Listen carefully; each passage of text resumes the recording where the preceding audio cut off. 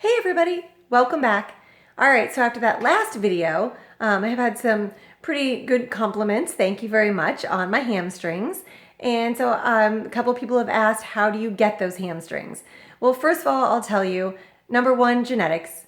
Number two, I grew up a gymnast, so I have former gymnast muscles in my body. But number three, a couple of the exercises I've shown you in previous videos and the one I'm going to show you today will help sculpt your hamstrings to look very similar as well.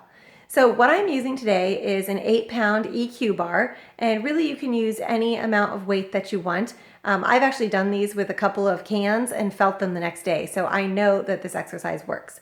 So grab your equipment and join me for these nice fun exercises. All right, so what I'm going to show you is called a good morning, and a lot of times people think that it's a deadlift.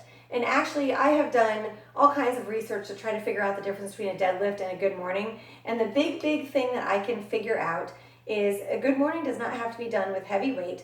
And for proper form for a good morning, I'm going to show you a little bit sideways. You want your legs to be straight with your feet just about hip width apart.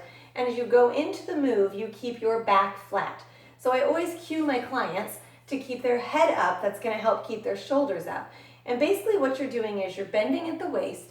The 8 pounds just simply helps fold you forward, but you don't want to fold this way. You want to stay flat back and straight legs. Now you're going to feel a stretch in your hamstrings. Once you feel that stretch, it first of all feels really good, but that's going to help you pinpoint what to use to pull yourself up. So use those hamstrings to pull yourself up. Okay, this is really important. If you start to fold forward like this, or if you start to bend your legs and pull up some other way, you're going to end up hurting your lower back, and you don't want to do that. What you're trying to do is sculpt the backs of your legs, these fabulous hamstrings here.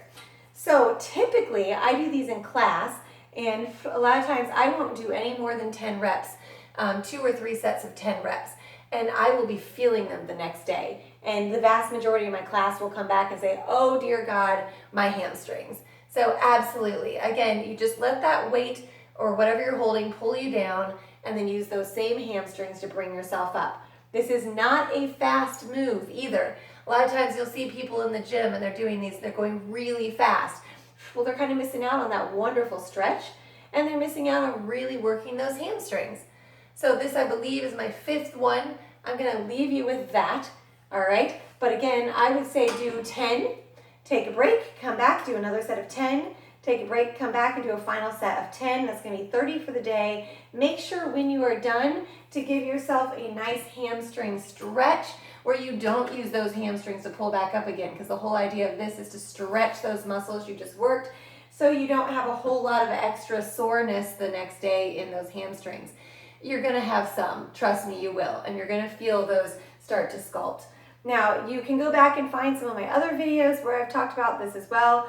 I looked and I've got one where you're on your back and you're doing the hip thrusts. That works those hamstrings as well.